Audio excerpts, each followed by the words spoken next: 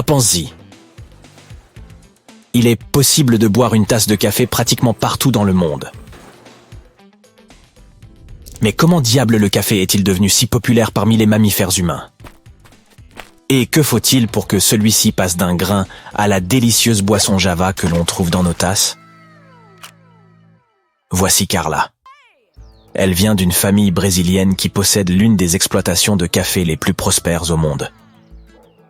Elle va nous faire visiter la ferme et nous faire découvrir les coulisses de la production de café. Au fait, sais-tu au moins ce qu'est le café? Le café est un fruit. Il pousse dans des arbustes de taille moyenne appelés coffea, comme ceux que l'on peut voir un peu partout ici. Le fruit lui-même est appelé cerise parce qu'il est de couleur rouge. Carla fait partie de l'équipe qui cueille manuellement les cerises, car elles mûrissent à un rythme différent.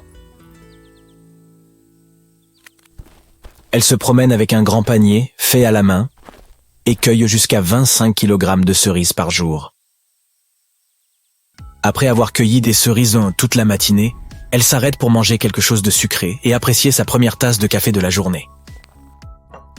Carla, comme moi et probablement toi, fait partie du milliard de personnes dans le monde qui aiment boire du café. Cela signifie que nous partagerons quelque chose en commun, n'est-ce pas agréable?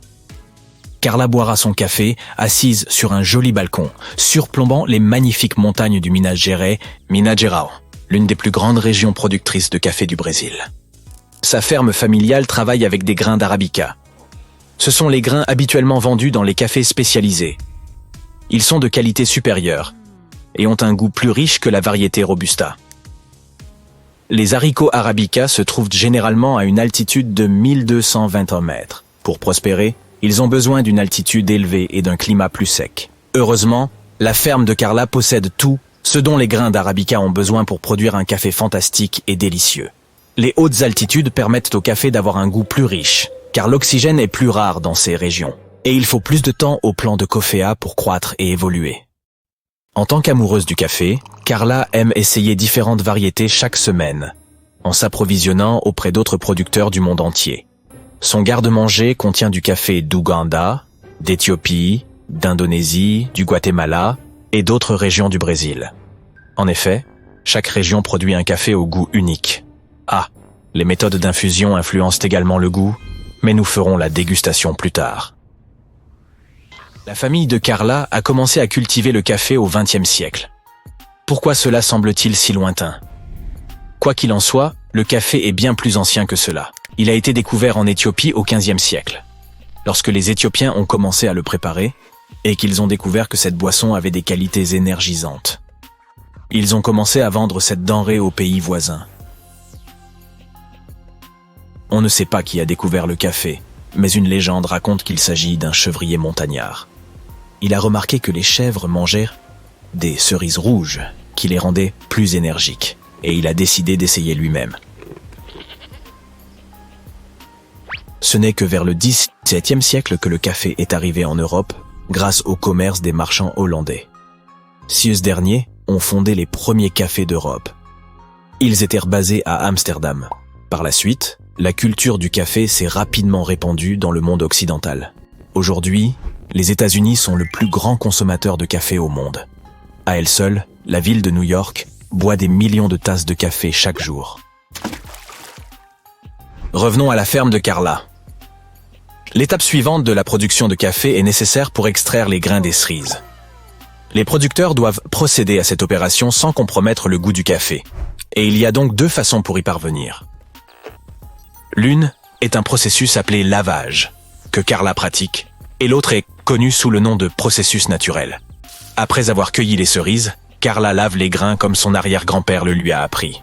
Tout d'abord, elle passe les cerises dans un moulin à eau. Cette machine sépare les graines, c'est-à-dire les grains de café, du fruit. L'eau est un élément important de ce processus, car elle permet de départager les bons grains des mauvais en fonction de leur densité. Les grains mûrs sont plus lourds et coulent donc au fond. Un grain de café lavé conservera toutes ses caractéristiques d'origine, ce qui lui confère une sensation plus intense en bouche. Ensuite, les grains doivent être fermentés pendant un jour ou deux. À l'instar du fromage ou du chocolat, C'est à ce stade que le café acquiert sa saveur riche et complexe. Certaines exploitations fermentent les grains de café pendant plus de 30 jours. C'est ce que l'on appelle un processus naturel. Si tu choisis un café qui a subi ce processus, attends-toi à un grain au goût très fermenté, presque fromager, mais pas dans le mauvais sens du terme, je le jure. Tu te souviens que nous avons dit que les meilleures plantations de café sont situées dans un climat sec ? C'est parce que Carla doit laisser plusieurs tonnes de café sécher à l'air libre avant de poursuivre le processus. Et non, les grains ne sont pas encore prêts à être consommés. Ils passeront 3 semaines à sécher, et Carla les ratissera régulièrement pour que tous les grains puissent sécher uniformément. Enfin, les grains passent à l'étape de la torréfaction. C'est à ce moment-là que le café est préparé, ou devrais-je dire qu'il est cuit. Lorsque tu entres dans un café, tu vois que les grains de café sont bruns, n'est-ce pas ? Mais ce n'est pas leur couleur d'origine. En effet, les grains de café sont généralement verdâtres et ne deviennent bruns qu'au cours du processus de torréfaction. On peut dire que la torréfaction du café est une science qui demande de la précision. Les grains sont cuits à des températures extrêmement élevées, allant de 180 C à 250 C. Les torréfacteurs doivent donc faire très attention à ne pas dépasser les limites de la torréfaction et à ne pas brûler des lots entiers de café. Étant donné que 450 grammes de café de spécialité brute peut coûter jusqu'à $20, il n'y a pas beaucoup de place pour l'erreur lors de la torréfaction. La prochaine fois que tu verras un café légèrement torréfié, rappelle-toi que ce procédé met en évidence des traces de douceur et des notes florales, tandis qu'une torréfaction foncée apportera une touche plus chocolatée. Certains pays exagèrent délibérément la torréfaction de leurs grains de café, mais il s'agit là d'une option culturelle. Les Italiens aiment les torréfactions très foncées, et il est donc courant que dans leurs cafés locaux, l'espresso goûte presque le brûlé. C'est l'amour des Italiens pour le café fort qui a donné au monde la cafetière moka. Inventée vers 1933, la cafetière moka est une sorte de mini-machine à expresso. Il s'agit d'une méthode de préparation à domicile qui permet d'obtenir une boisson similaire à l'espresso, mais en version plus édulcorée. Tous les producteurs de café ne torréfient pas leur propre café. De nombreuses exploitations agricoles vendent leurs grains verts à des torréfacteurs du monde entier.